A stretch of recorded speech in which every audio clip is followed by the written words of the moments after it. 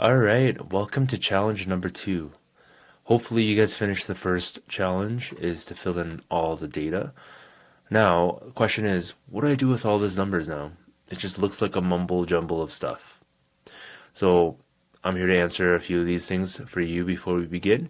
So, all these numbers are for is to track what's happening in the past. Imagine yourself, you're like a historian right now, and you want to go back and see what's happening.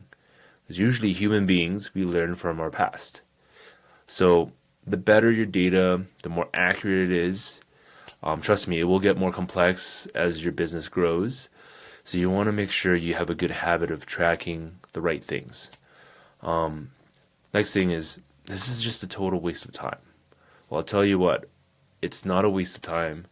Knowing what's happening in your business is going to help you make more informed decisions, which will definitely impact the future business health. So if you really care about your business, you have to do this. Every big company has their own team tracking all these datas.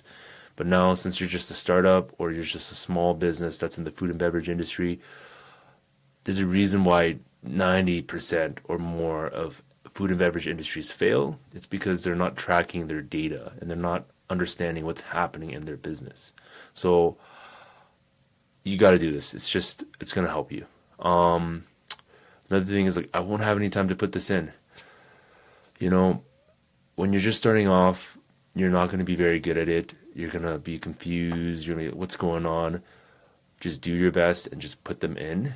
And we can always change that or work on that later on. It's just getting the habit of putting it in each week. This is taking too long. Again, it's taking too long because our skill is not there yet, and it takes time to build that. And I want to make sure, we do it in a step-by-step progress. And as you get better, it just feels more easier. It's just like playing a sport or riding a bike. The more repetitions you put in, the more iterations you do, the better you get. And final question is, why is this necessary? For why, it's really a very powerful tool, and it's helped me a ton, and I wanted to share this with you guys because I find that it will completely change how you approach in your business and hopefully impact the decisions you make, and I really want to see you guys win. Okay, so now that we've kind of gotten that out of the way, so you ask yourself, once you have this data, write it down, journal it, is what story do you want to create? Ask yourself that.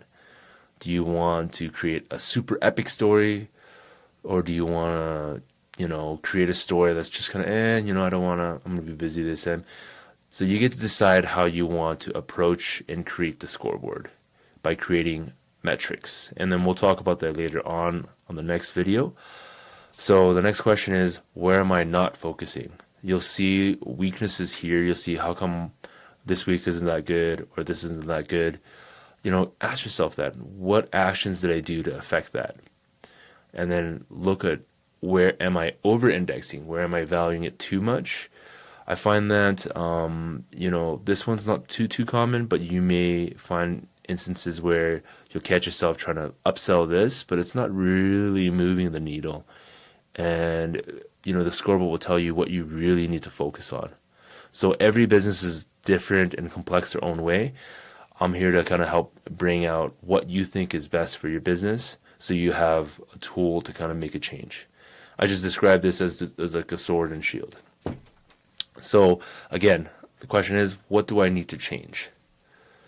Right? That's a very, very important question, is like, what's actually not doing anything and I need to take action now and execute to make sure this improves the next week.